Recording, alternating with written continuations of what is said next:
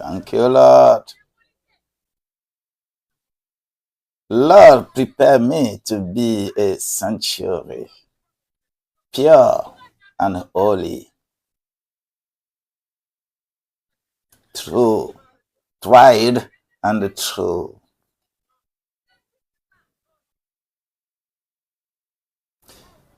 With thanksgiving, I will be a holy sanctuary for you. Thank you, Lord. Lord, prepare me to be a sanctuary, tried and holy, tried and true, with thanksgiving. I will be a holy sanctuary for you. I will be holy for you. Merci Seigneur Jésus pour ta grâce et pour ta grandeur et pour ta bonté. Merci pour tout ce que tu fais. Merci pour la protection que tu nous accordes.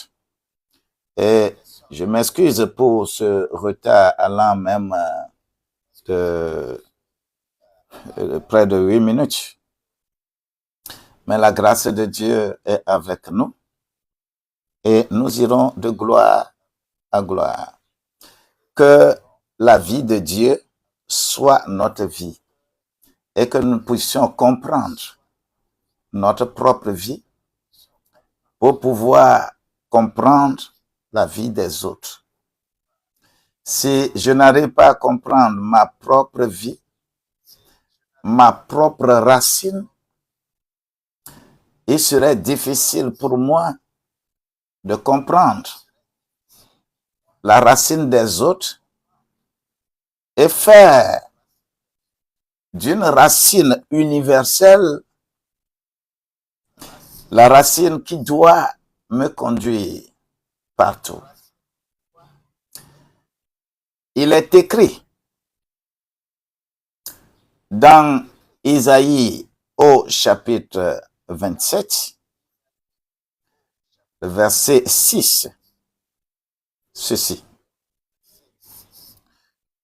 En ce temps-là, Jacob prendra racine et Israël portera des fleurs, des rejetons et des fruits qui vont atteindre les extrémités de la terre. Jacob, c'est Israël. Mais si Jacob demeure toujours Jacob, avec racine de Jacob, de façon systématique, Jacob ne pourra pas produire des fruits qui vont atteindre les extrémités de la terre. C'est suffisamment sérieux. Des réflexions qui doivent nous amener à comprendre un peu la démarche que nous avons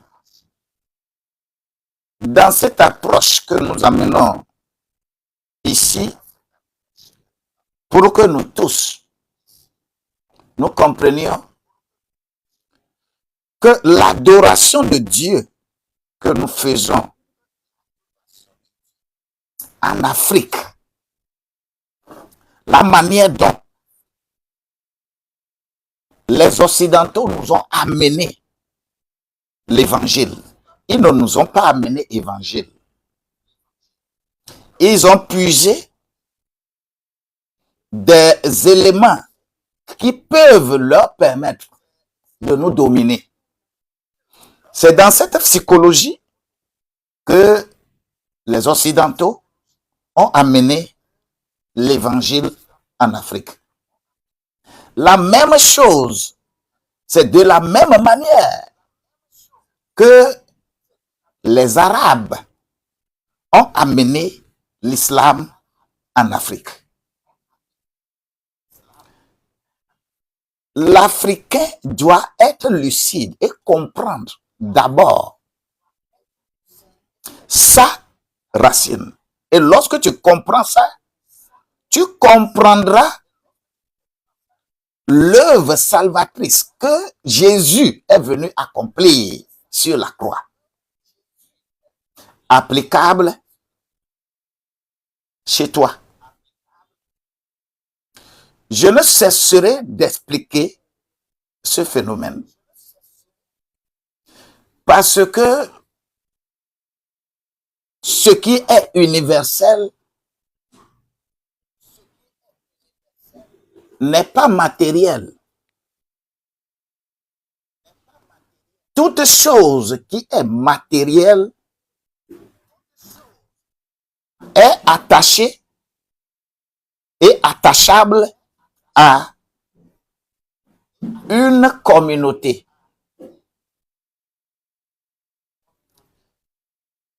Lorsque je fais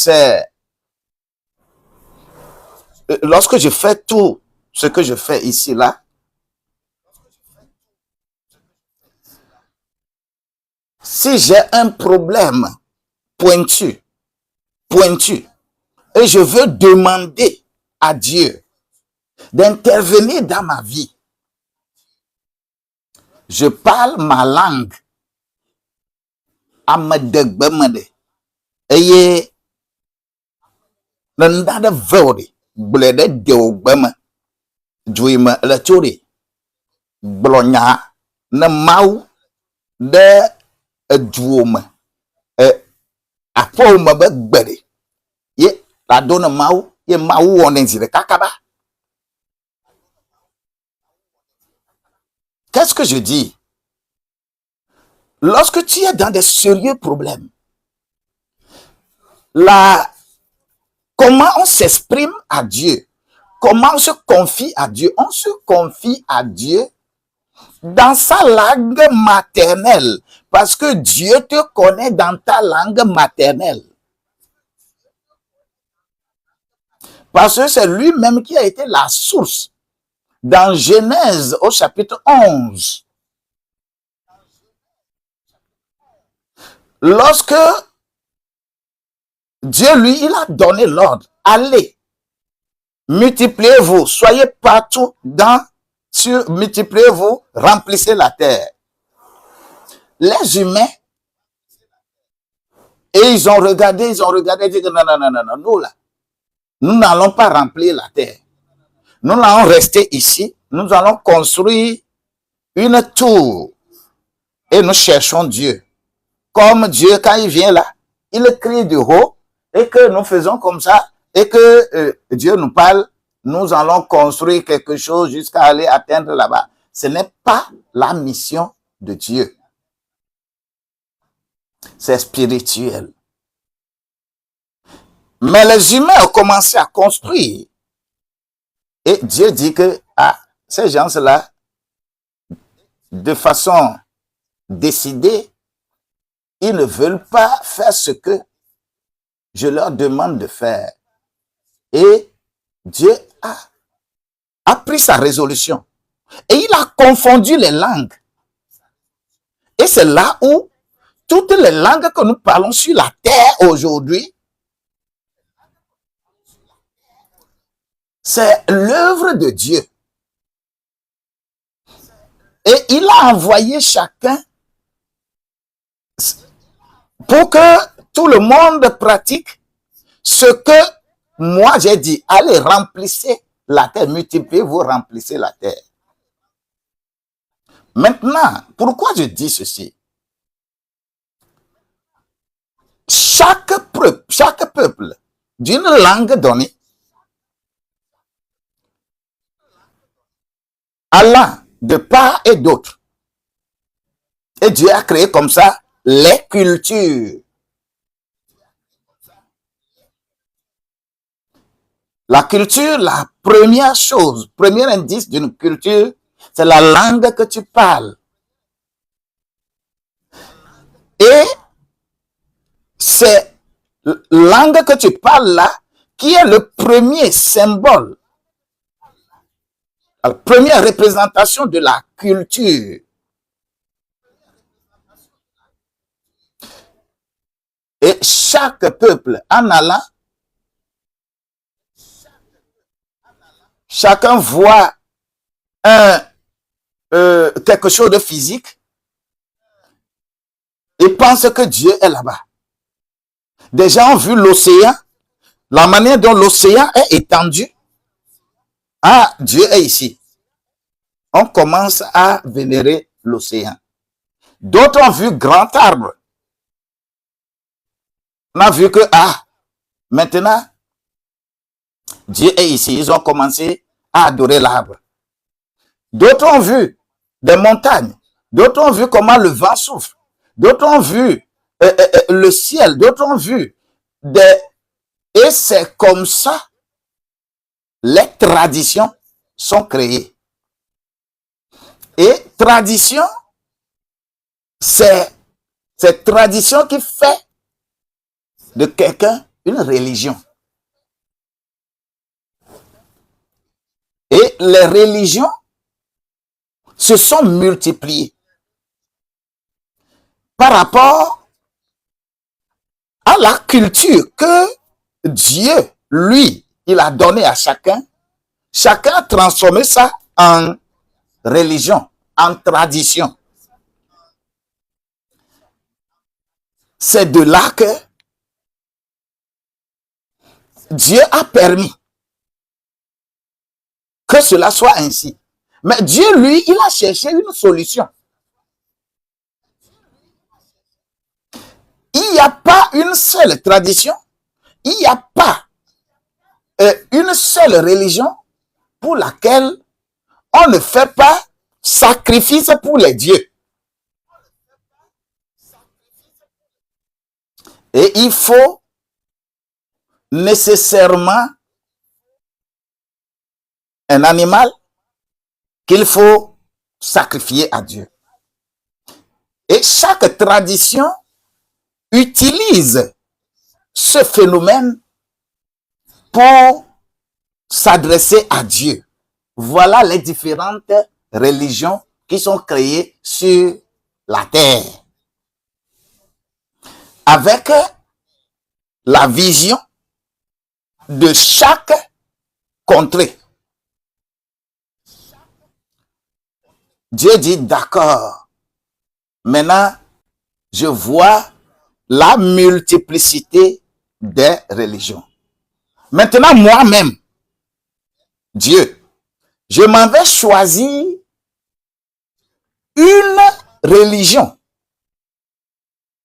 comme symbole, comme exemple, et accomplir ce qui s'est passé dans Acte 2. Écoutez-moi bien. Pour accomplir ce qui s'est passé dans Acte 2. Parce que dans Genèse 11, tout le monde est divisé avec plusieurs langues. Et ça crée des cultures, mais les humains ont transformé ces cultures en religion. Mais pour atteindre ces objectifs, Dieu, par Jésus, qui est maintenant l'animal, parce que chaque peuple utilise un animal qu'il sacrifie pour avant de s'approcher de Dieu. Ah, j'ai oublié, j'enregistre pas l'audio. Oh, alléluia. Que la grâce de Dieu nous accompagne.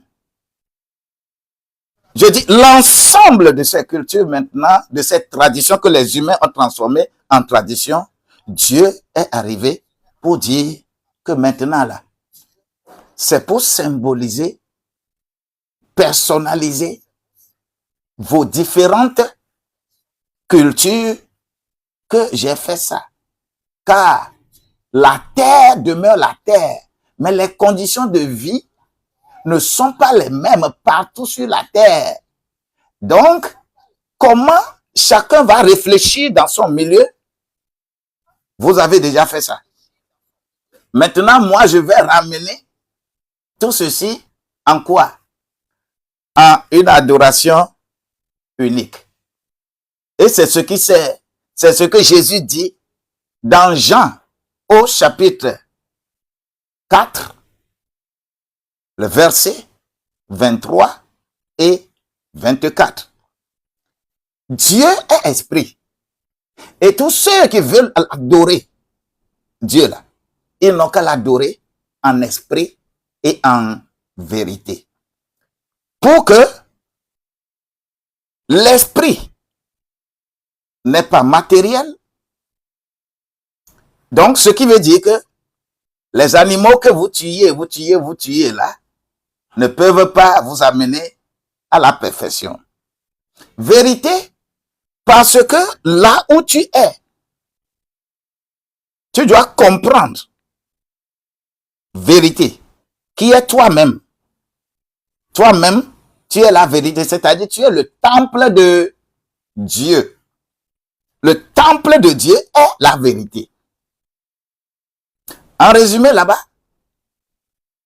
adorer en esprit,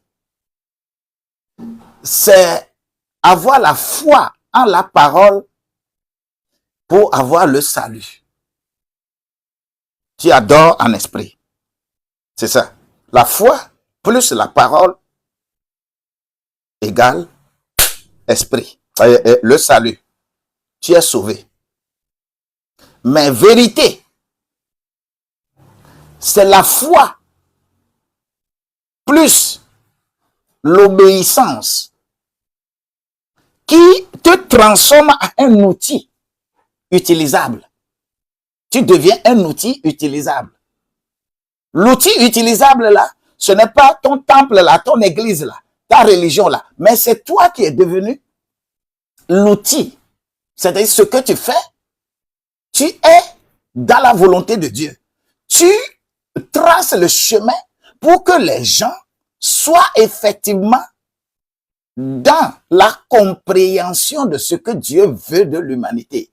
Car c'est l'épouse.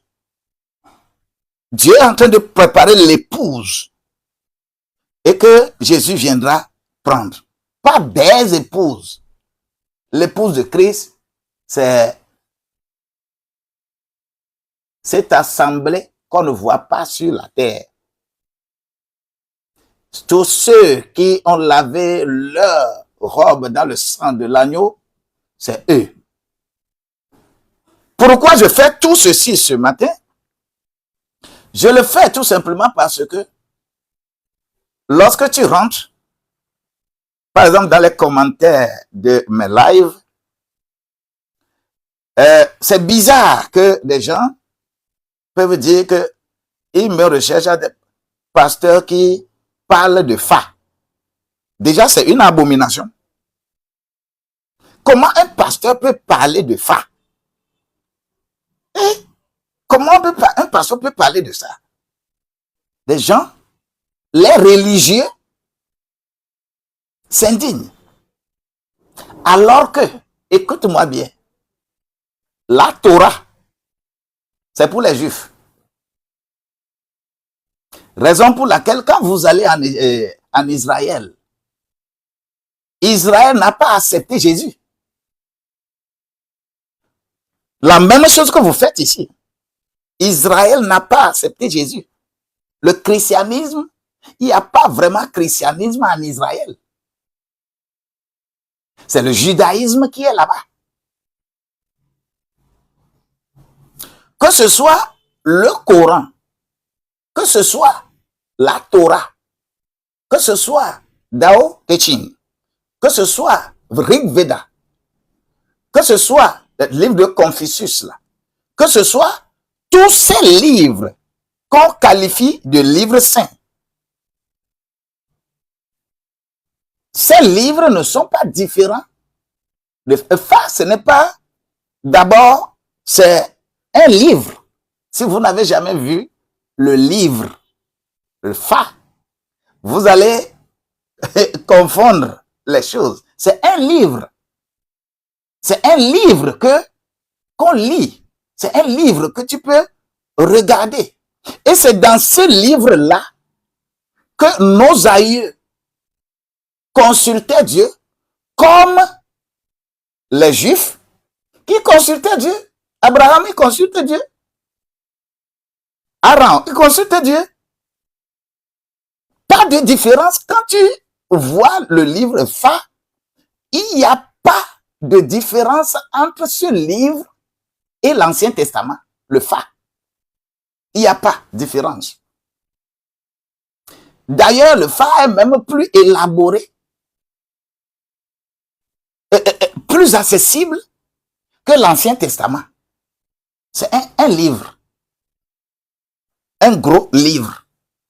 Et après avoir cherché, c'est ce que, par exemple, en Afrique occidentale, eux aussi, ils ont adopté comme la Torah, comme le Coran, et qui est la base de leur adoration. Et c'est dans ça que on puise aussi les sacrifices, comme les Juifs puisent les sacrifices. Je veux bien que nous comprenions ça. Quand tu es africain, si tu ne comprends pas ça, tu ne peux pas vraiment bien adorer Dieu. Mais ces différentes choses qui sont un peu partout dans toutes les contrées, que Dieu, lui, il va montrer que les animaux que vous tuez là, pour satisfaire à vos divinités, pour me consulter, maintenant, l'animal là, c'est Jean le chapitre 1 verset 29. C'est-à-dire, voici l'agneau qui ôte le péché du monde. C'est-à-dire le péché du sang. Tout le sang que vous versiez là est conforme au sang que vous avez en vous. Et le sang que vous avez en vous, il faut que ce sang-là change. Si ce sang-là ne change pas, vous n'aurez pas la vie en vous. Jean, le chapitre 6, verset 53. Celui qui ne mange pas la chair du Fils de l'homme, celui qui ne boit pas son sang, n'a pas la vie en lui. Et tu n'as pas vraiment la vie en toi. Mais qu'est-ce que les Occidentaux ont fait? Ils ont amené pour eux la conception de Dieu. Prendre les partis qui peuvent aller oppresser les autres. Léopold II a très bien fait. Hein? Et c'est ça qui est le développement de l'Europe. Sans le christianisme, sous cette forme-là, sans ce christianisme qu'on a amené en Afrique, là, ils ne pourront pas exploiter nos ressources jusqu'alors. On ne pourra pas avoir les 11 accords que les gens décrivent sur les réseaux sociaux, les accords coloniaux, c'est la forme du christianisme que l'occidental a amené ici pour nous pacifier et pour nous dominer de cette manière. Ils n'ont pas amené l'évangile. Ils n'ont pas amené l'évangile qui sauve. Ils ont amené un instrument qui domine. Avec la vision de ce qu'ils ont. Et ce qu'ils ont là, c'est la ruse.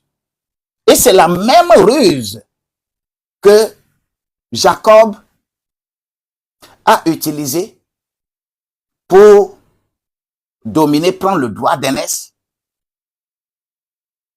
de Esau. Les schémas sont là. Une ruse, le vol. Et l'Afrique est pillée, pillée. Avec base l'évangile. Ils appellent ça évangile. Alors que c'est la véritable arnaque.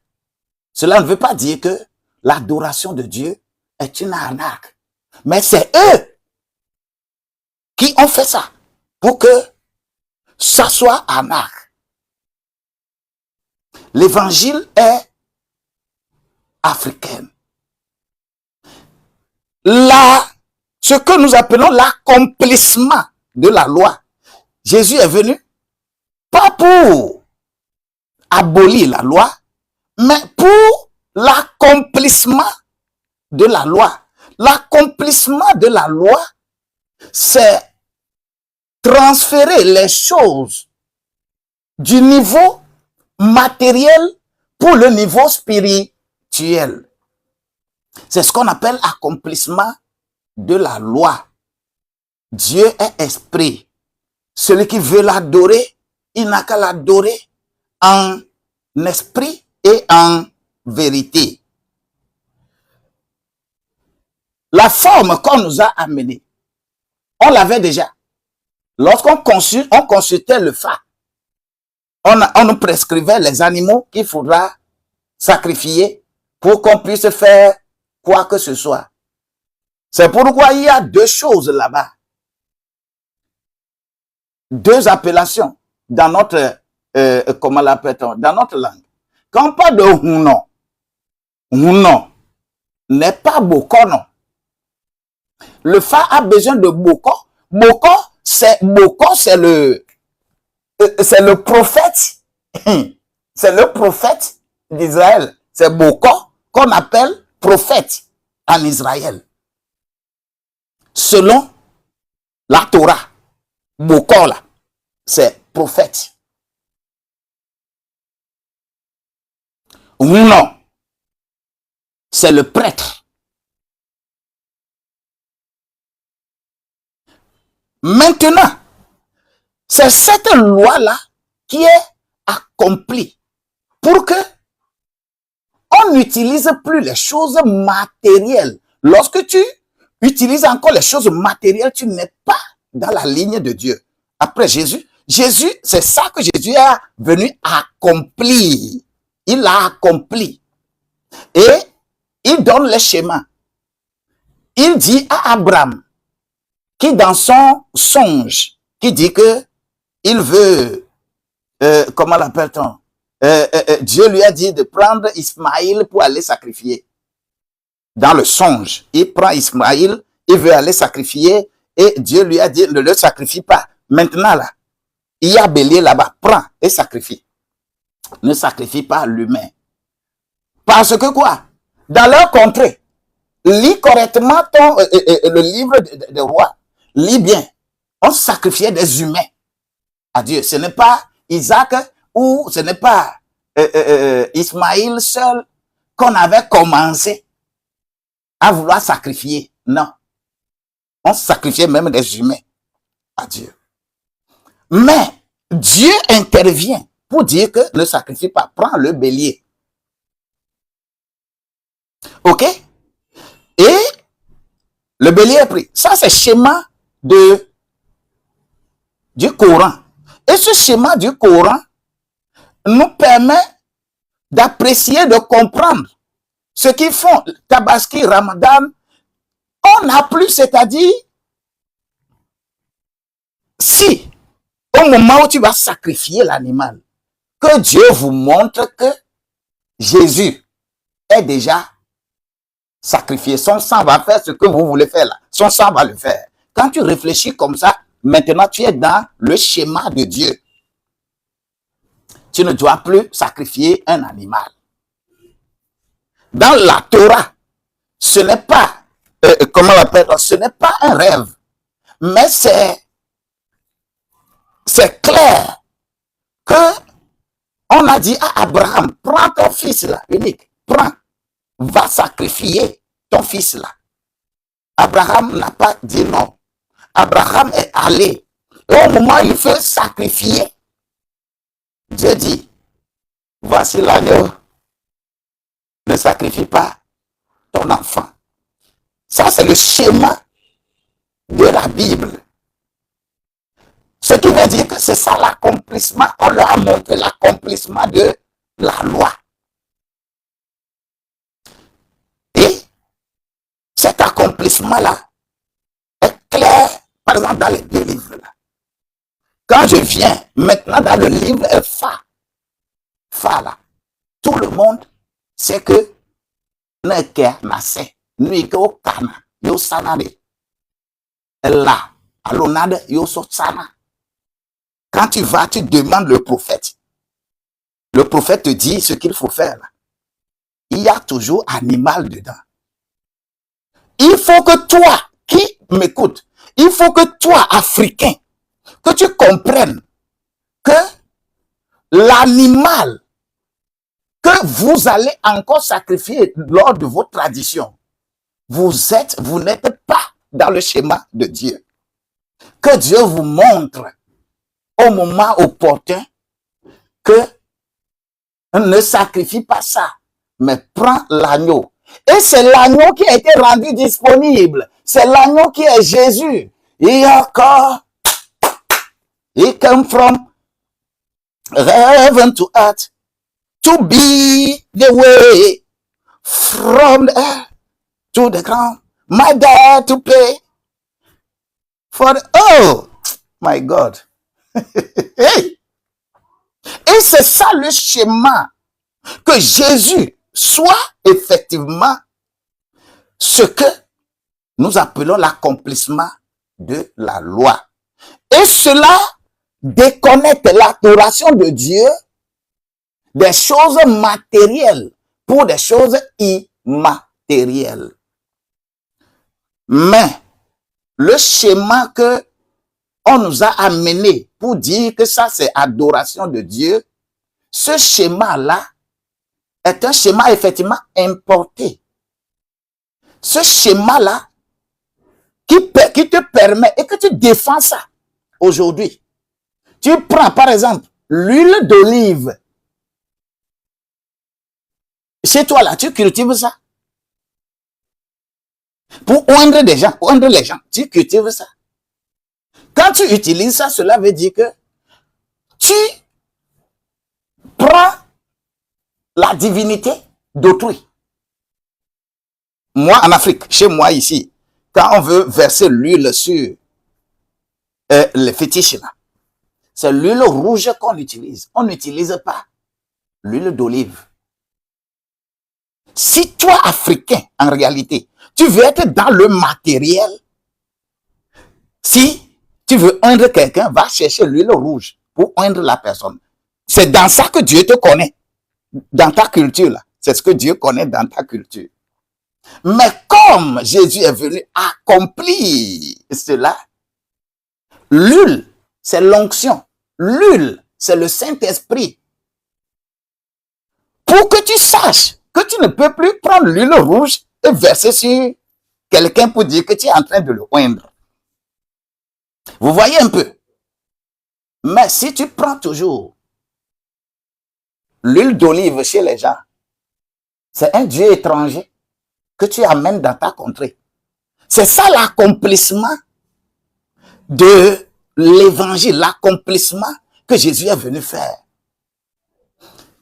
Tout est devenu immatériel. Raison pour laquelle tu as besoin de comprendre d'abord ta culture, comprendre d'abord ce qui se passe chez toi. Et c'est ça qui amène le pasteur Boniface Agoudavi à parler de Fa dans ce qu'il est en train de faire. Parce que c'est le Fa là que Jésus est venu accomplir pour toi. Pour toi. Il n'a pas accompli la Torah pour toi. Quand tu es africain, l'Afrique occidentale, c'est le Fa que Jésus est venu accomplir. Ce n'est pas la Torah. Parce que la Torah et le phare sont sur le même pied d'égalité. Et comprends d'abord ce qu'on fait chez toi pour pouvoir transposer ça dans le spirituel.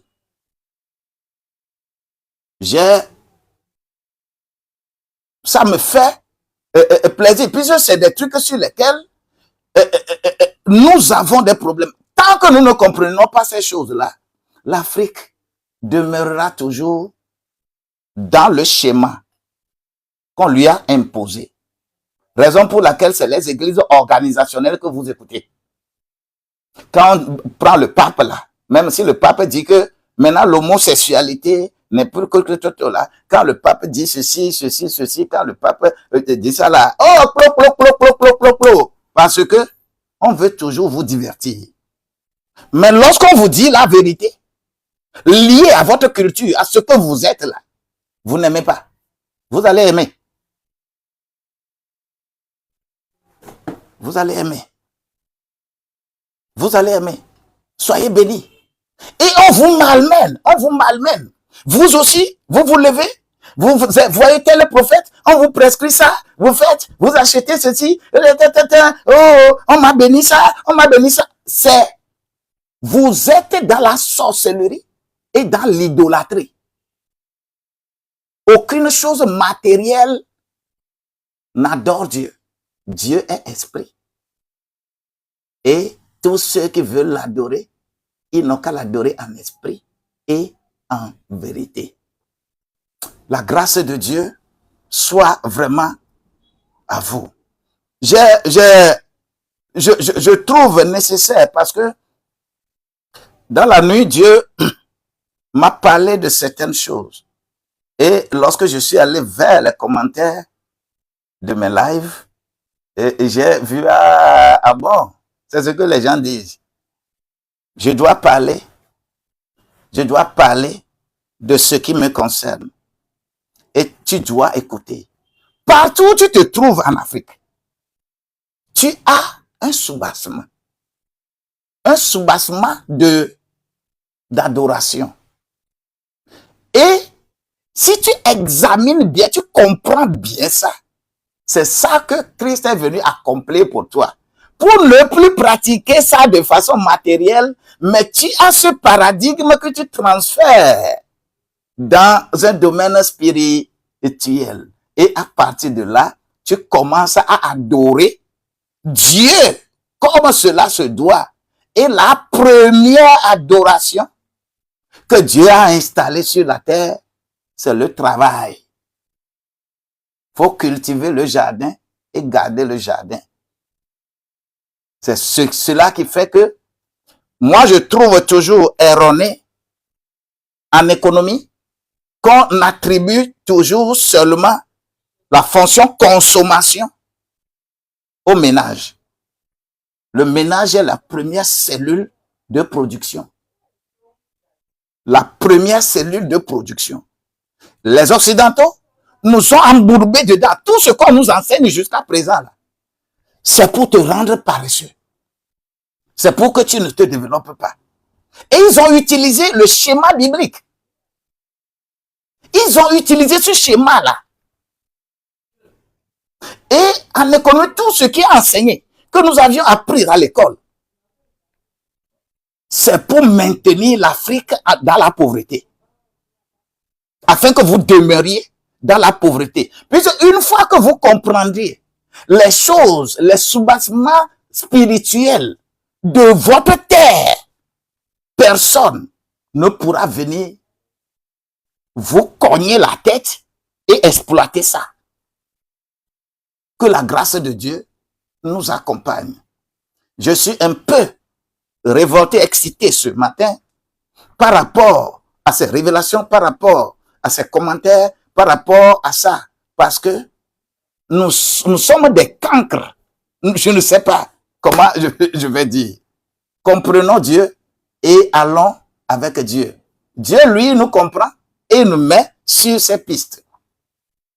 C'est pourquoi, ces constats réunis, il faut que le leadership le management, la gouvernance de l'entreprise familiale ne soit pas quelque chose que tu vas faire n'importe comment.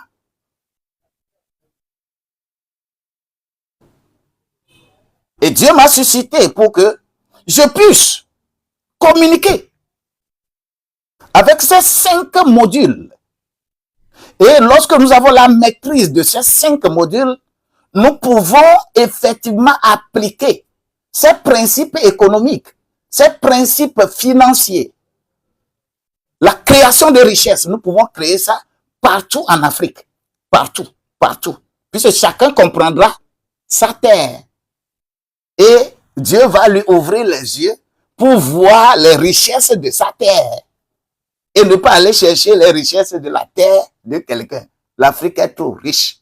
C'est pourquoi nous avons d'abord fait les 7 clés pour la prospérité financière. Quand tu prends les clés servent à ouvrir des opportunités. C'est pourquoi nous avons fait les opportunités entrepreneuriales dans la cellule familiale. Pour que les opportunités soient accomplies, il faut disposer de l'argent. C'est pourquoi nous avons fait budget familial. En prenant en compte tous les éléments de ton milieu. Ce que tu adores. Si je veux aller faire, par exemple, un tel truc en Asie, ce n'est pas le même schéma que je vais utiliser. Je peux utiliser le Coran. Je peux utiliser le Dao Te Ching. Je peux utiliser le Rig Veda quand je vais en Asie. Quand j'étais à Kampala, Ouganda, quand j'étais à Nairobi, Kenya, les schémas que j'ai utilisés ne sont pas les mêmes schémas que j'utilise ici, au Togo, en Afrique occidentale. Parce que chacun doit comprendre son terrain. La maison d'où tu sors là, si tu ne comprends pas les soubassements spirituels de la maison, tu ne peux pas aller greffer d'autres soubassements spirituels sur ta vie et ça va marcher. Ça ne marchera pas. Tu vas errer, tu ne trouveras rien. C'est pourquoi, ce matin, je vais revenir sur le sujet de la semaine.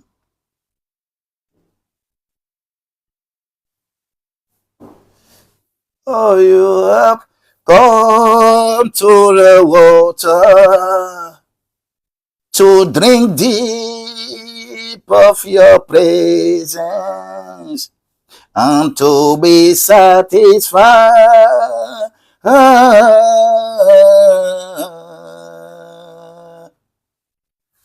We are blessed today. I am blessed today. You are blessed today. Merci. Le 4e module de notre présentation. Ce 4e module nous parle bien sûr de leadership, management et gouvernance de l'entreprise familiale. Et la première chose que nous avions déjà élucidée pour ce module-là, il s'agit de comprendre l'entreprise familiale dans le contexte africain. Et tout ce contexte, tout ce que je viens de dire là, j'ai encore expliqué le contexte africain. Comment comprendre ça? Tu ne peux pas comprendre le contexte africain sans comprendre la base spirituelle sur laquelle Dieu t'a déposé sur cette terre-là et que tes parents ont pratiqué. Ils continuent de pratiquer. Tu ne peux pas te développer si tu ne comprends pas ça d'abord. Tu dois comprendre ça. Et Dieu doit te permettre de vraiment comprendre. Et nous avons décliné les spécificités du contexte africain, les indices, les enjeux. Nous avions fait ça hier. Nous avons parlé de tout ce qui est l'influence familiale lorsque tu veux être en entreprise. Nous avions parlé et nous avons recommandé d'aller chercher les 7 points de prière pour consolider. Nous avons fait 2 points hier. Le deuxième point, c'était le leadership fondateur. Si tu veux regarder autour de toi et commencer une entreprise, c'est que tu es un leader fondateur. Si tu es un leader fondateur, tu dois être effectivement un leader semeur. En quoi tu es fondateur? Tu es fondateur parce que tu as une vision. Et cette vision-là, c'est ça que tu sèmes dans les gens. Ce que je suis en train de faire là, c'est une vision que je sème sur des terres. Tu es l'une de ces terres. Que la terre soit favorable pour recevoir la vision. Là, je suis devenu un semeur de vision. Tu dois d'abord comprendre ton milieu afin de pouvoir exécuter ce que je suis en train de dire. C'est pourquoi je dois être un leader, un leader semeur. Et nous avons dit que le leader semeur a des qualités. Pourquoi il a des qualités? Ces qualités, c'est la foi et le courage. 2, c'est la justice et l'humilité. 3, c'est la capacité d'enseigner par expérience. Ce que tu dis là, que toi-même tu pratiques d'abord. Et 4, c'est la vision à long terme. Ce que nous faisons là. Peut-être lorsque on ne sera plus là, que ça va prendre son ampleur.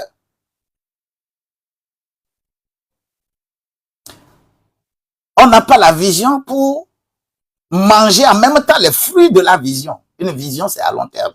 Tu dois commencer à réfléchir que l'entreprise, par exemple, que tu crées, ce n'est pas exclusivement pour toi. Tu crées ça pour des générations à venir. C'est ça qui est le développement d'une nation. C'est ça qui fait que il y a des noms qui sont restés. Quand on parle de Watt, quand on parle de Joule, quand on parle de Ampère, quand on parle de Louis Pasteur, quand on parle de Renault, quand on parle de Fiat, quand on parle de Peugeot, quand on parle de Toyota, quand on parle de Volkswagen, quand on parle de tout ça là, aujourd'hui, on est en train de parler de Tesla. Vous pensez que Tesla là, lorsque Elon Musk ne sera plus là, Tesla va disparaître? Non. Ce sont des noms de famille. Que demain, ton nom de famille aussi retentisse de cette manière. Et ceux dont leurs noms retentissent de cette manière, c'est parce que ils ont compris quelque chose de plus spirituel dans leur milieu initial d'abord. Avant de faire propager ça. Mais toi, tu vas aller prendre la vision des autres. Tu vas aller prendre ce que les autres ont déjà fait. Dieu ne permettra jamais que toi, tu découvres les nouvelles choses. Mais en Afrique, lorsque quelqu'un découvre la nouvelle chose, ce sont les gens de sa communauté même qui vont le tuer pour que cette chose-là n'évolue pas. Faisons attention. Et c'est ça ce que nos divinités nous ont appris. La grâce de Dieu est une grâce que nous avons. Et raison pour laquelle on doit être un leader semeur. Moi, je prie que tu sois véritablement un leader semeur. Maintenant, les 7 points de prière sont toujours là. Mais je voudrais te dire, la troisième chose de ce leadership, management et gouvernance de l'entreprise familiale.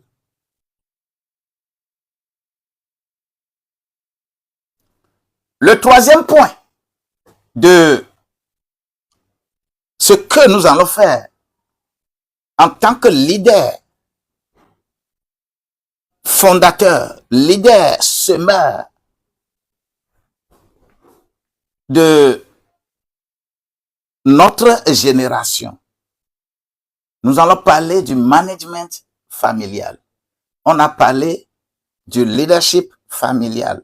On va parler du management familial. Je veux que ta famille soit soudée et que vous puissiez réellement faire ce qu'on appelle le management familial. Et sur ce point, je vais développer un certain nombre de points. Si à chaud, ça peut aller à 5 ou 6 points avec cas pratique. C'est quoi le management familial? Comment organiser? L'objectif, comment organiser les membres de la famille autour de ton entreprise que tu dois créer sans frustrer quelqu'un. Comment équilibrer les rôles? Lorsque tu crées une entreprise familiale, les gens vont jouer rôle là-bas. Les gens, tel va jouer ce rôle, tel va jouer ce rôle. Comment l'organiser? C'est ça qu'on appelle le management. Le management, c'est planifier, organiser, exécuter, commander, contrôler. Ce que tu es en train de faire, tu dois avoir cette capacité.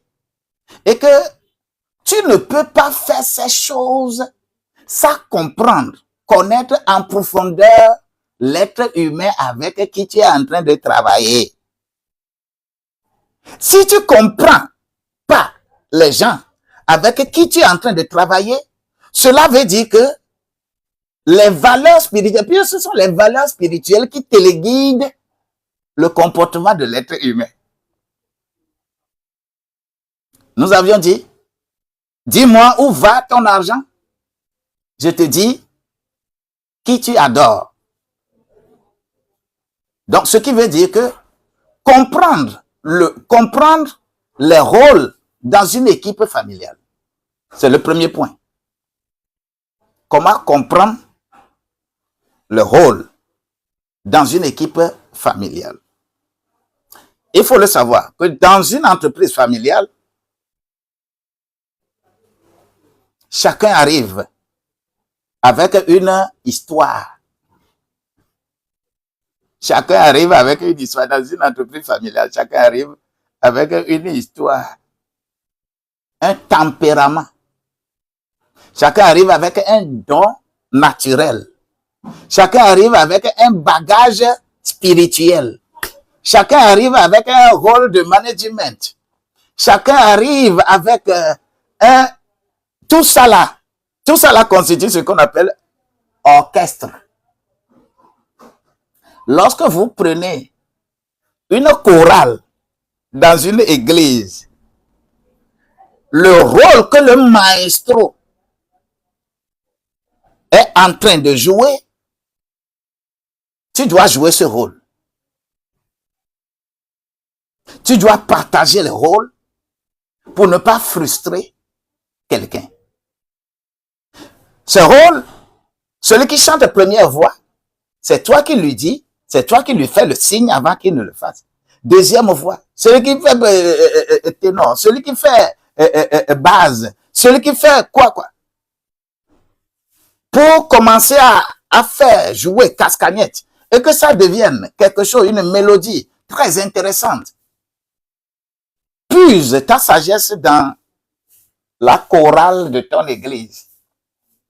Comment il fait pour que ça soit harmonieux et que les gens écoutent, on dit que le chorale là a très bien chanté. C'est ça le produit que tu dois faire sortir de ton entreprise familiale. Et que tout le monde de la famille participe. Et c'est toi de distribuer les rôles. La distribution de ce rôle, c'est le management. Par exemple, le père peut être le mentor. Hein? Le père peut être mentor ou il peut être le garant des relations. On lui accorde ça parce qu'il est le plus sage. La mère, souvent, doit jouer la médiatrice. La mère doit jouer la médiatrice. Quand papa est mentor, je dis mentor, mais dans le monde, quand je prends par exemple le schéma de Fa, on va dire qu'il n'a qu'à être coach. Mais avec Christ, tu es mentor. C'est deux choses. Le coach est intellectuel, le mentor est spirituel. C'est à toi de choisir ce que tu peux choisir. Que la grâce de Dieu te soit multipliée. Lorsque papa peut être mentor, maman peut être médiatrice. Et lorsque cela est ainsi, les enfants peuvent être prendre des responsabilités différentes parce qu'il y a la technicité. Les enfants, ils savent quoi, qu'est-ce qu'ils peuvent faire. D'ailleurs, quand on parle de apport en industrie, c'est plus chez les enfants. Les enfants aujourd'hui ont une technicité élevée. Ils ont un potentiel de réflexion élevé. Ils inventent plus vite que les vieux. Les vieux sont sages. Maintenant, on doit mettre là où les enfants aussi doivent être. Maintenant, voilà le schéma présenté pour les compétences qui sont dans la famille. La deuxième chose, il faut pratiquer l'art de distribuer les tâches sans frustrer. Ce que chacun connaît, il faut qu'on lui attribue ce rôle dans l'entreprise. Lorsque je prends Proverbe au chapitre 22, verset 6, on doit être instruit. On doit instruire l'enfant selon la voie qu'il doit suivre. Et lorsqu'il va grandir, il ne peut que être attaché à ça. Lorsque je prends le Coran, Sourate 2, verset 26, 286, me dit que Allah ne charge aucune âme au-delà de sa capacité. Allah ne charge pas, il ne va pas te charger un bagage au-delà de ce que tu peux transporter.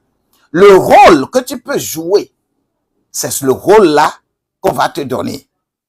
Pas le rôle que tu désires, pas le rôle que tu veux jouer, mais le rôle que tu peux jouer. C'est toi le mentor. Tu dois distribuer ces rôles. Il s'agit de ses compétences, il s'agit de sa disponibilité. Compétence et disponibilité marchent de pair.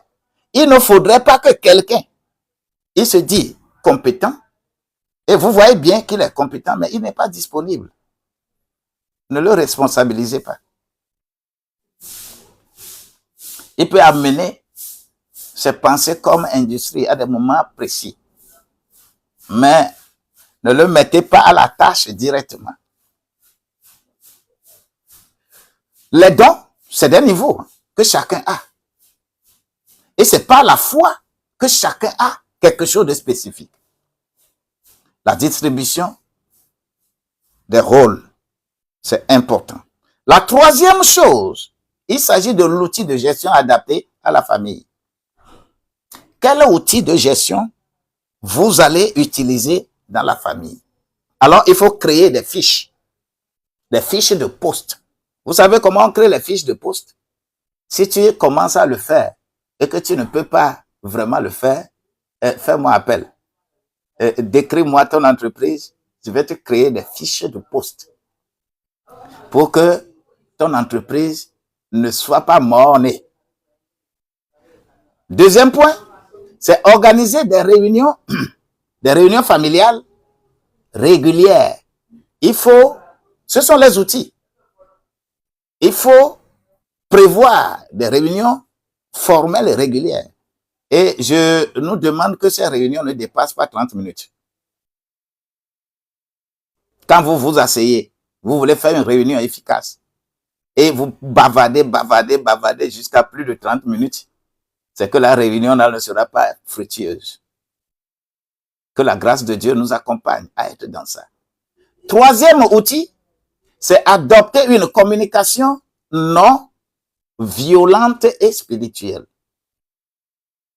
Il ne faut pas que lors de votre réunion, la communication, au lieu de réunir, la communication divise. Il faut apprendre l'art de communiquer en famille. Quatrième point, développer une charte familiale. Si vous le voulez, selon votre famille. D'ailleurs, j'ai proposé certaines choses à la fin pour chaque obédience religieuse. Les chartes, comment le faire. J'ai proposé également ça dans ce document. Ça, c'est les outils. Mais après avoir mis les outils en place, il me faut maintenant faire quoi? Il faut préserver les équilibres émotionnels et relationnels. Ne venez pas à cette réunion avec votre émotion trop poussée. Ne venez pas à cette réunion pour détériorer les relations familiales. Il faut éviter ces éléments qui peuvent venir créer problème. Parce que quoi? Le danger d'un management familial mal structuré est la frustration.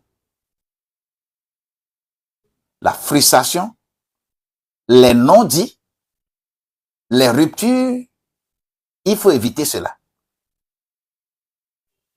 Vous n'allez pas venir à la réunion et que quelqu'un se lève et dit « Oh, toi, tu ne vaux rien ». Mais comment on le fait? On ne vient pas à une réunion comme ça. On vient avec des compétences, des choses réelles. On ne vient pas à une réunion familiale. Le mentor s'impose. Hey, c'est comme ça. Hey. Ce n'est pas un lieu d'instruction, mais un lieu de partage. Il faut avoir ce flair-là. Alors, il faut préserver le lien familial, les relations familiales lors de ces réunions. En faisant quoi? Il faut instituer des espaces d'écoute. Que des gens puissent être disponibles pour écouter. Que chacun dispose d'un espace de parole.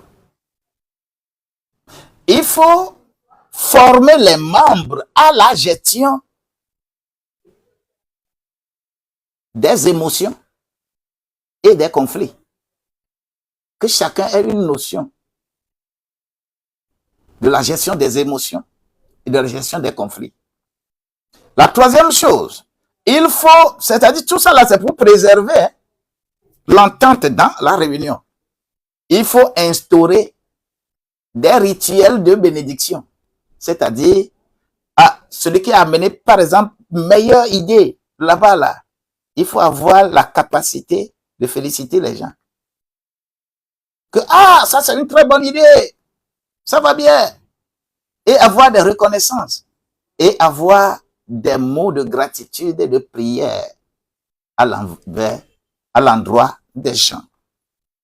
Ça, c'est le point 4, c'est-à-dire préserver les équilibres émotionnels et relationnels. Cinquième point, là, je m'en vais dans pratique. Et la pratique, j'aimerais que chacun puisse avoir des pratiques spécifiques à son milieu. J'ai une pratique ici, un cas pratique, une fratrie dans la restauration. 3 frères créent un restaurant traditionnel. Ils ont créé un restaurant traditionnel. Pour éviter les tensions, ils ont fait quoi? Ils ont donné à l'aîné la responsabilité des fournisseurs, relations fournisseurs. L'aîné devient responsable des fournisseurs, relations avec les fournisseurs. Le cadet est en train de gérer la cuisine.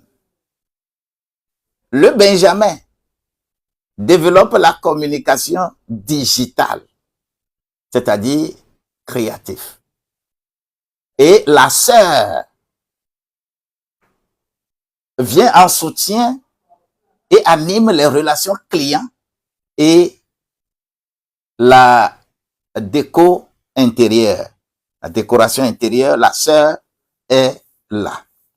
Alors, ils se réunissent chaque lundi pour faire quoi?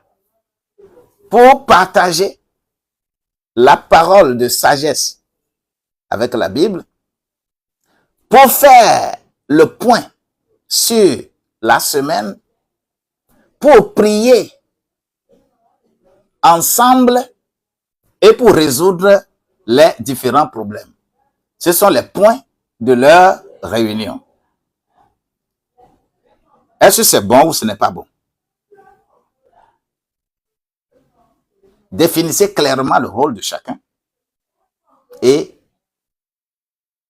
suivez par exemple ce schéma-là. Ce qui fait que je viens de terminer le point 3, management de l'entreprise familiale. Vous allez un peu dans le document, je n'ai pas encore envoyé le reste, mais ça là, est déjà là. Vous allez prendre ça et lorsque vous faites les prières, les 7 points de prière, vous les exécutez réellement, vous allez vous retrouver dans le schéma de ce que j'ai présenté. Et cela vous permet de vous approprier réellement des choses qui sont dites ici. Alors, je m'en vais au point 4, c'est-à-dire ce point-là me permet de faire quoi? De parler de la gouvernance familiale. C'est quoi la gouvernance familiale? C'est mettre en place les règles durables, spirituelles et opérationnelles. Bien-aimés, soyez bénis. We have come to the water to drink deep of His presence and to be satisfied. I am blessed today. You are blessed today. Let us go forward. Le point 4. De leadership, management et gouvernance de l'entreprise familiale. La gouvernance de l'entreprise familiale, c'est mettre en place des règles durables, spirituelles et opérationnelles. Vous devez le faire, nous devons le faire. Et Dieu va être avec nous. Bien-aimés, la gouvernance est un ensemble, c'est un ensemble de mécanismes pour lesquels une organisation se structure prend des décisions et rend compte. L'entreprise se structure, prend, l'organisation se structure, prend des décisions et rend compte. La redevabilité est quelque chose de très important dans ce qu'on appelle la gouvernance. Dans une entreprise familiale africaine, la gouvernance ne peut pas être une simple copie. Qu'on copie et on dit que gouvernance c'est comme ça, le FMI a défini gouvernance, l'Union européenne a défini gouvernance, la France a défini gouvernance, ils ont défini gouvernance applicable chez eux. Toi, Africain, c'est quoi gouvernance? Est-ce que tu peux parler de gouvernance en dédaignant ce que tu as chez toi? Tu serais en l'air. Raison pour laquelle vous allez comprendre qu'en Afrique, si quelqu'un n'a même pas mis pied à l'école, n'est pas allé à l'école, n'a pas de doctorat, là, quand il devient président, là, il est plus efficace que des gens qui sont éminemment instruits, ils ont les gros diplômes, là. Ils sont des médiocres. Parce que tout simplement, ils sont incapables de comprendre les réalités de leur pays. Ils cherchent à imposer ce qu'ils ont appris chez les Occidentaux qui n'ont rien à voir avec leur terre. C'est pourquoi ils sont médiocres.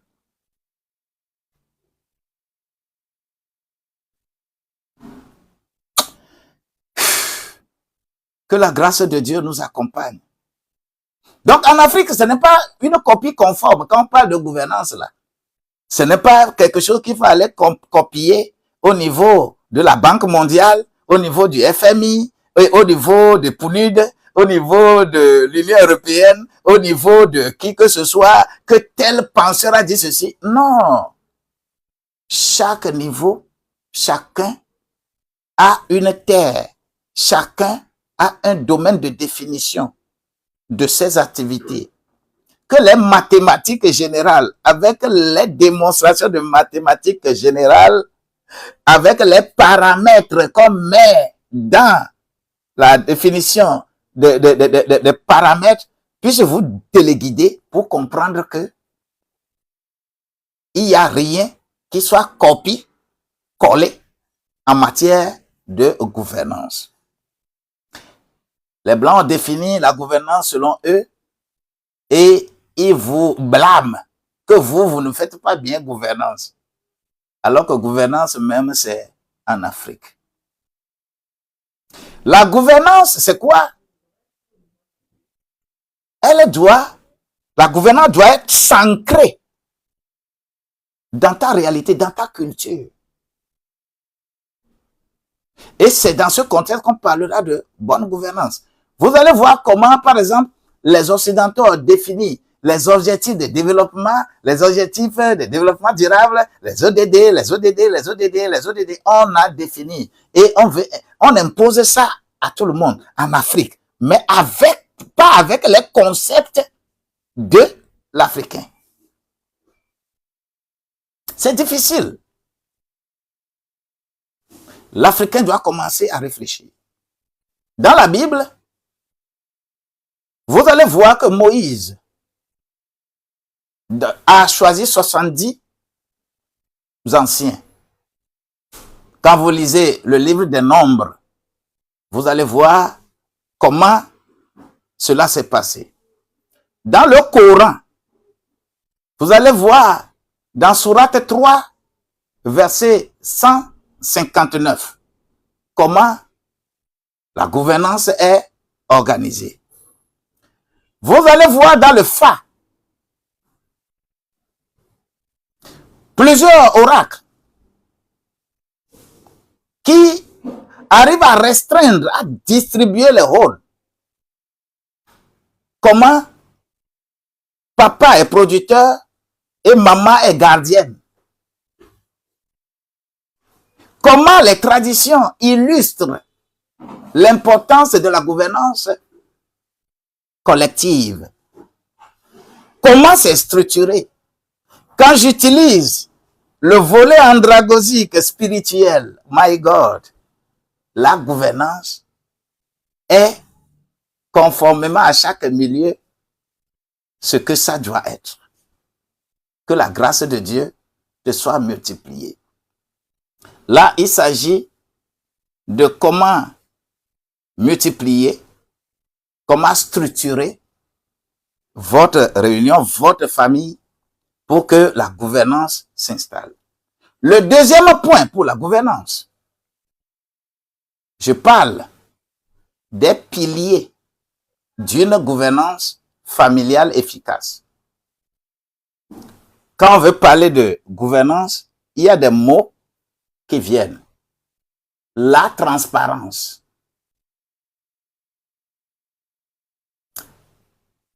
La compréhension de la ritualisation de ce que vous faites. Le respect intergénérationnel et l'adaptabilité. Je mets dans ce contexte 4 choses. Les piliers d'une bonne gouvernance familiale efficace. Le premier pilier, c'est la transparence, ce que vous faites. Quand ce que vous faites là, je ne comprends pas, vous n'êtes pas transparent, c'est grave. Rien ne doit se décider en cachette. C'est ce qu'on appelle la transparence. Les finances, les orientations, les conflits doivent être partagés en vérité. La transparence. La seconde chose, la ritualisation, c'est-à-dire quand on parle des choses périodiques que vous vous installez là, c'est une ritualisation. C'est-à-dire la régularité des réunions et des rites spirituels. C'est-à-dire les prières, les bénédictions, les libations si vous en avez. Parce que nous sommes dans un truc multiculturel ici. Et tout ceci constitue un cadre très solide. La troisième chose, c'est le respect intergénérationnel. Les enfants obéissent à leur père et les pères ne frustrent pas les enfants. Oui, chacun a le droit de la parole. Mais les anciens gardent le droit de regard et d'arbitrage. La quatrième chose, l'adaptabilité. Parce que la gouvernance est adaptable là où vous êtes. Ne transposez pas ce que vous avez décidé ici. Par exemple, à Lomé, et que comme c'est bien, ça a marché à Lomé, vous transposez ça, vous amenez en France pour venir appliquer. C'est pas possible. L'adaptabilité. La grâce de Dieu va être avec toi. La gouvernance doit évoluer dans le temps et dans le contexte. Si les piliers, les 4 piliers là ne sont pas là, vous avez déjà des problèmes. Maintenant, 3. Quelle structure de gouvernance mettre en place? Si nous disons tout ça, quelle structure de gouvernance il faut mettre en place? Cette structure-là va m'amener à parler de conseil de famille. Que le conseil de famille. Lorsque vous prenez une entreprise, on parle de réunion du conseil d'administration. On parle du conseil d'administration. On parle de conseil de gestion. On parle de cette... C'est des trucs à installer chez toi. Si tu appliques ça bien chez toi, lorsque tu pourras être appelé à exercer ces fonctions au niveau de ta commune, au niveau de ton pays, tu vas être efficace. Tu comprends, tu n'as pas appris ça dans ta maison. Mais on dit les élections locales. Tu cours. Tu veux être maire. Les élections régionales. Tu veux être conseiller régional. Tu veux être gouverneur. Mais tu ne peux pas gouverner ta propre maison. Tu sais bien que tu ne gouvernes pas bien ta propre maison, ta cellule familiale. Là. Tu n'arrives pas à bien gouverner. Il y a des problèmes que vous n'avez pas trouvé de solution. Mais tu veux être maire. Tu veux être maire de la ville. Tu veux être conseiller municipal. Tu veux être conseiller régional.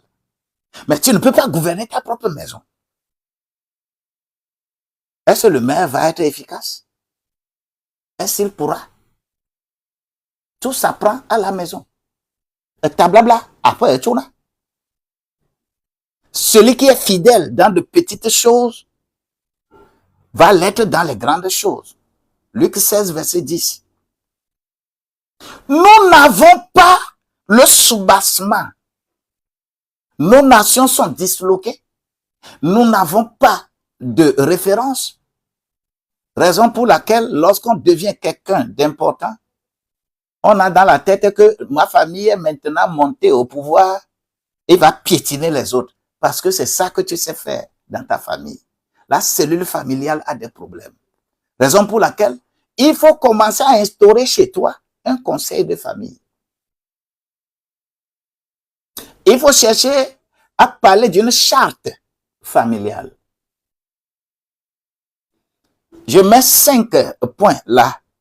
La mission de cette charte, la mission de conseil de famille. La première chose, la mission de l'entreprise familiale.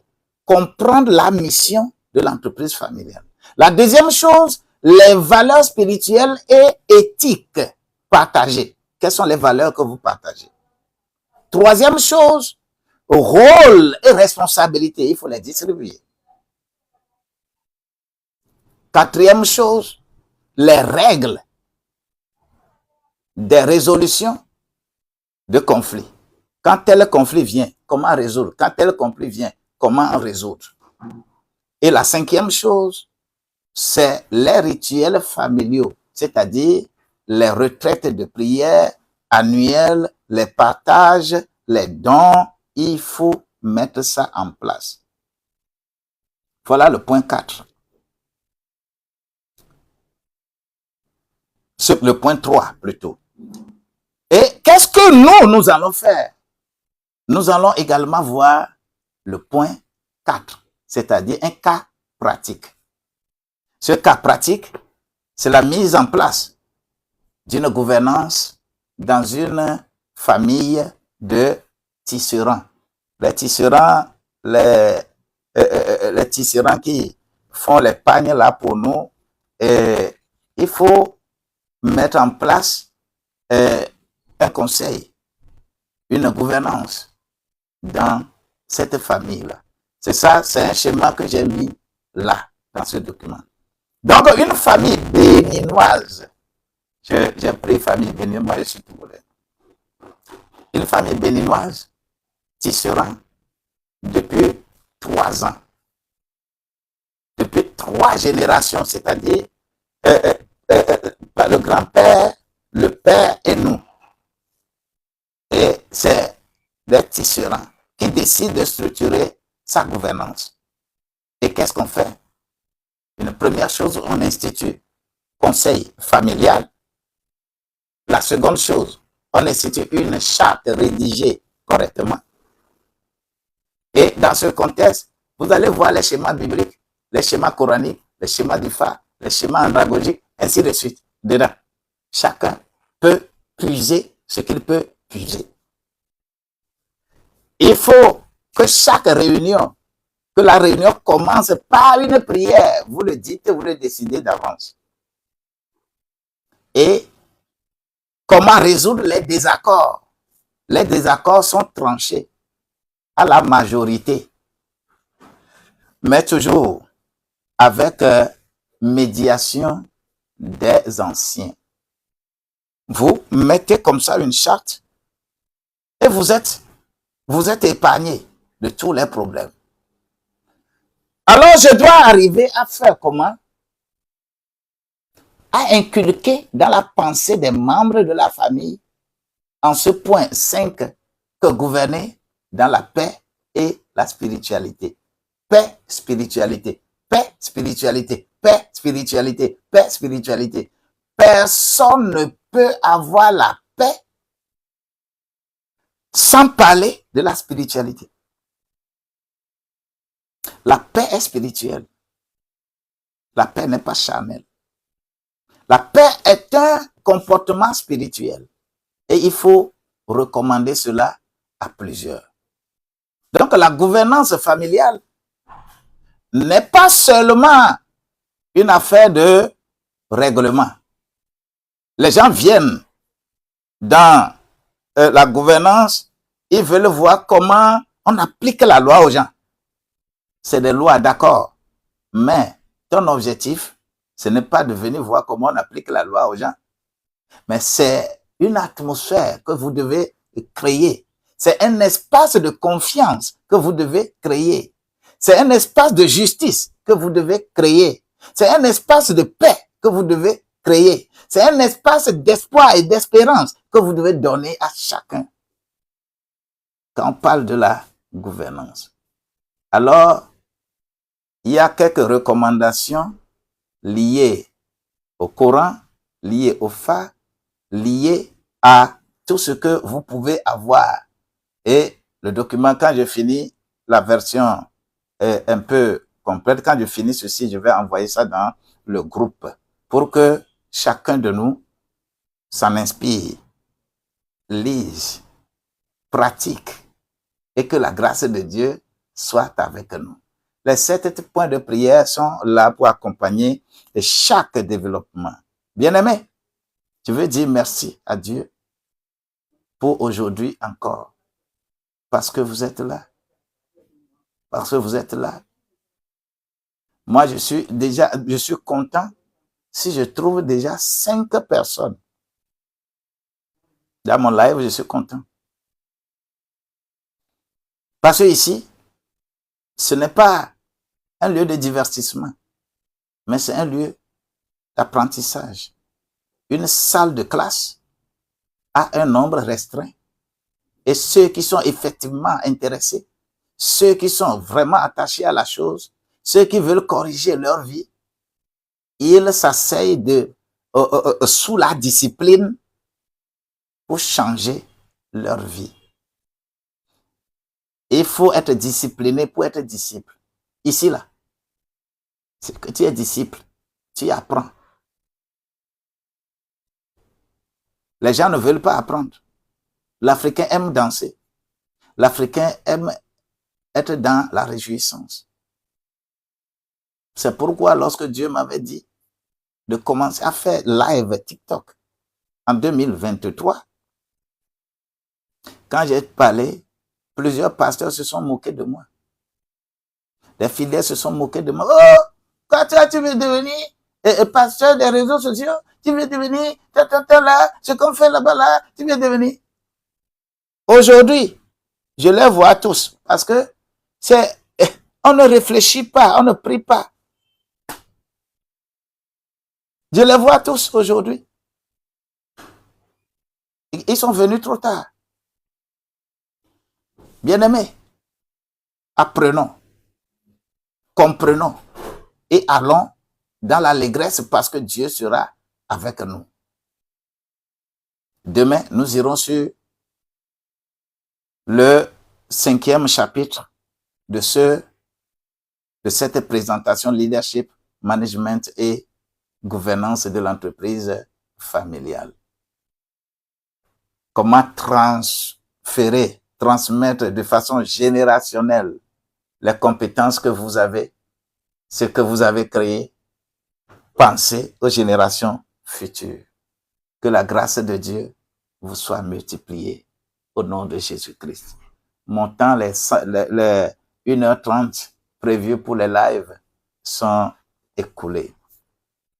Je voudrais dire merci à vous que vous êtes restés ici et que la grâce de Dieu soit avec vous. Toujours est-il que si vous voulez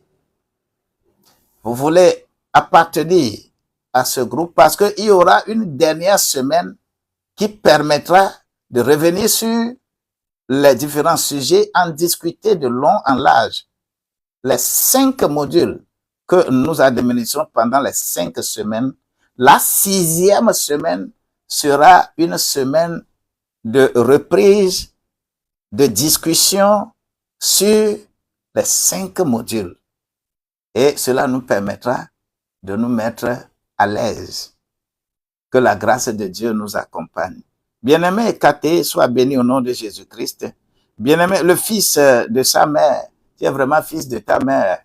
Oui, le fils de ta mère, sois béni au nom de Jésus-Christ. Bien-aimé Yaï, la grâce de Dieu vous accompagne. Ma chère Anna, sois bénie, sois bénie, sois bénie, sois élevée. Je sais que nous comprendrons, nous irons plus loin et le Seigneur sera dans notre barque. Oui, Neil Africa Hair Branding. Neil Africa Hair Branding. Il faut venir me faire les ongles. Il faut venir me faire les ongles pour que mes ongles soient bien là. Ou bien ce n'est pas ça? Ou bien tu vas venir me faire ça. Sois béni au nom de Jésus-Christ. Je prie que vous ayez assez de clientes pour la grâce de Dieu. Frère Dean Hart, le Seigneur est au contrôle et il nous donnera toujours ce qu'il faut. Je vous aime bien. Que la grâce de Dieu, l'onction de Dieu, la puissance de Dieu vous maintiennent dans cette logique spirituelle pour comprendre les choses que tu ne comprenais pas. Ce que les religions ont mis dans ta tête et qui te bloquent. Je les débloque au nom de Jésus-Christ. Sois spirituel. Ne fais pas la spiritualité. Je dis, sois spirituel. Ne fais pas la spiritualité. Viens connaître Dieu. Ne cherche pas, ne fais pas des recherches sur la parole de Dieu. Tu n'es pas là pour connaître la parole de Dieu, mais tu es là pour connaître Dieu. Que la grâce de Dieu te soit multipliée. Celui qui est dans cette dynamique, il reçoit la semence dans son cœur spirituellement. Mais celui qui est dans la dimension mondaine, il reçoit la semence de la parole dans sa pensée. Et il devient trop dangereux. Que la grâce de Dieu t'élève afin que l'on puisse témoigner de vous. Ton milieu va te prendre comme référence. Dis-moi Amen. Je vous aime bien. Ça fait demain matin à 6h10. Merci beaucoup pour les fleurs. Merci beaucoup pour les fleurs. J'aime les fleurs. J'aime les fleurs. J'aime les chapeaux. J'aime les confettis. Ah, depuis que je fais cette histoire-là, il y avait une seule fois, on m'a envoyé balette. J'étais content. Aïe. Et Dieu a béni. Et il bénira. Il bénira. Soutiens cette œuvre. Soutiens ça. Je voudrais te demander, soutiens ça. Au niveau de TikTok, pour amener beaucoup de followers, amener beaucoup de gens dans le live. Quand on tapote maintenant correctement, quand on fait, on donne les cadeaux, c'est ce que TikTok voit pour que le lendemain, lorsque tu ouvres le live et que TikTok va faire la promotion du live et amener les gens à se connecter. C'est ça la stratégie aussi de TikTok. Et nous avons besoin que cela soit ainsi. Vous qui êtes connectés, soutenez cette œuvre d'une manière ou d'une autre. Dieu, il est au contrôle et il sera au contrôle. Que ta famille Sois dans l'allégresse parce que tu es le représentant ou la représentante de cette famille dans ce concept et le nom de ta famille va s'élever parce que tu auras une belle vision entrepreneuriale pour cette famille-là au nom de Jésus-Christ. Je vous aime bien. Shalom. Ça fait demain matin à 10h, à 6h10.